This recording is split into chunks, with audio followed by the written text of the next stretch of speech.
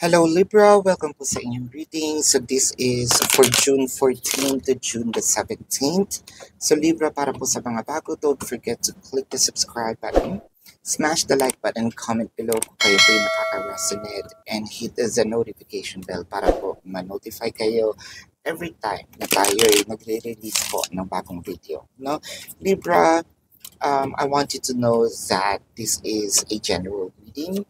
So you may resonate with the entire reading or you may resonate with some bits and pieces of the reading. So take what's only yours. Magsimula na tayo. Libra, ang nakikita ko dito is parang meron talagang taong gustong makipag-ayos, makipagbate, yung kumbaga, sabihin natin, bridging the gap. No? Meron man tayong separations, whether it is physical or energetic. Gusto ko nang maayos kung ano yung naging problema natin. So, energetic separations, ito po yung tinatawag natin hindi nag-uusap, no? Hindi nagpapansinan, pwedeng naka-block, no? Ang physical separation is yung distance po, no?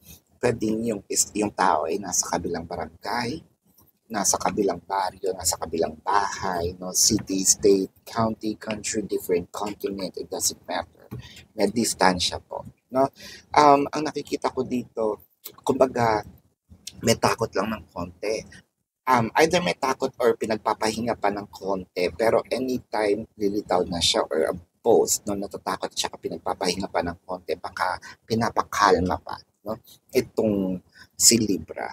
No, madaming gustong sabihin, madaming pangako, madaming pangarap na gustong sabihin ni person sa iyo. I feel like itong mga pangarap na ito, one of those is to put the connection into another level. Dadali na natin itong connection sa isang seryosong, bagay. Dadali na natin itong connection sa mga sabihin natin for those singles, no, baka popormahan na kita. For those who are in a mutual understanding situationship, gagawin na natin tong legal or formal, no? Doon sa mga magjowa na, no, baka may nag-iisip na ng cohabitation, proposal, or marriage, no? Doon naman po sa mga married na, baka gusto niya, sige, mag-anak na tayo or dagdagan na natin yung anak. With the King of Wands, the Nine of Wands, I feel like magkakaroon kayo dito ng isang brutally honest communication. So which means magkakalabasan na talaga kayo ng sama ng loob. No, may nakikita akong mga pag-iyak. Syempre, gano'n naman talaga when it comes to emotion. With the Seven of Cups, the Five of Pentacles, and the Knight of Wands. So ang nakikita ko dito, isa sa mga rason na pwedeng sabihin or ang isa sa pwede nyo mapag-usapan is bakit nangyari ang hiwalayan, ano ang dahilan, ano ang plano, no? Paano tatakbo ang relasyon sa mga susunod na panahon, ano ang pwedeng gawin para hindi uli mangyari ito, no? So kumbaga both of you are going to seek for a solution how to make this connection more, sabihin natin, firm, more stable, no?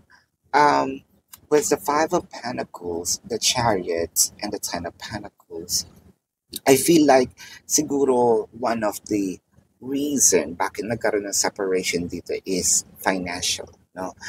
For the most numbers of you, kailangan kong humiwalay kasi either siguro nahihiya ako kasi palaging ikaw na lang, no? Kumbaga, sabihin natin ego, no? Meron ditong ego. Meron din ditong yung iba sa inyo kailangan ko magtrabaho, no? Na medyo malayo. So more or less distance and finances ang naging issues, or nagiging issues as of the moment, no? With the Two of Cups and the Magician, so parang sinasabi dito, paano naman yung love, no? Siguro nagiging issue ito dun sa mga bago pa lang or mga bata pa, no?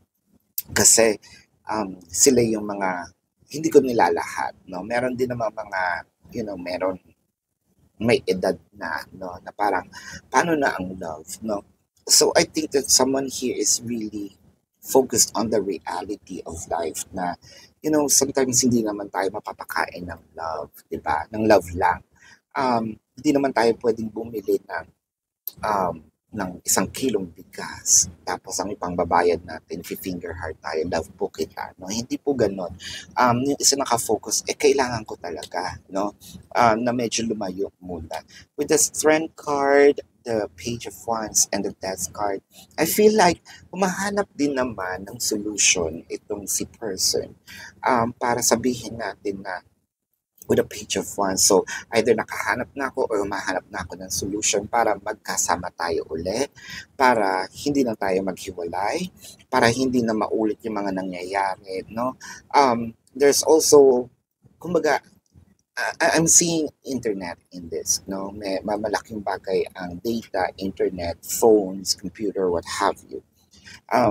I think na dito niya ginugugol, no? Or gugugol siya ng mga time para at least mapalapit sa iyo at hindi na mangyari. I think bubuuin nito, no?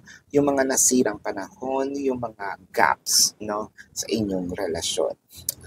So this is your reading for now, no, Libra? Tingnan natin ang zodiac sign, no, ng taong mahal mo. Now, this could be their sun sign or this could be a placement in their chart, no? I'm seeing Scorpio, Leo, Cancer. I'm seeing Taurus. Cancer is very dominant, no? Virgo, Scorpio, Pisces. I'm also seeing Aries and Sagittarius. So this is your reading. Libra, again, for those of you who's new to the channel, don't forget to click the subscribe button, smash the like button, and comment below kung kayo nakaka-resonate, and hit the notification bell. Kung gusto niyo pong sumali sa ating live session sa kabilang channel po yun, Babaylan TV.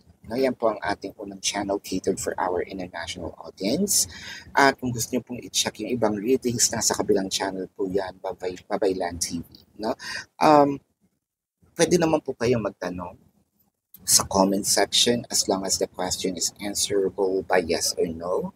So, kung hindi po kayo masasatisfy sa yes or no na sagot, sa description box po, no, ng video na ito, meron po doong link.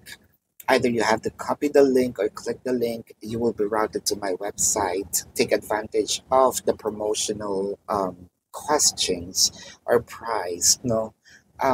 Para po sa mga tanong, we have 1 question, 2 questions, and we have a promotion again for discounted price of 4 plus 1. No? Kung gusto niyo rin pong i-avail ang ating private reading, nandun po yun sa description box. So this is your reading, Libra. Love and light to you. Namaste. See you po sa susunod na reading. Goodbye. You want the best of my heart, you just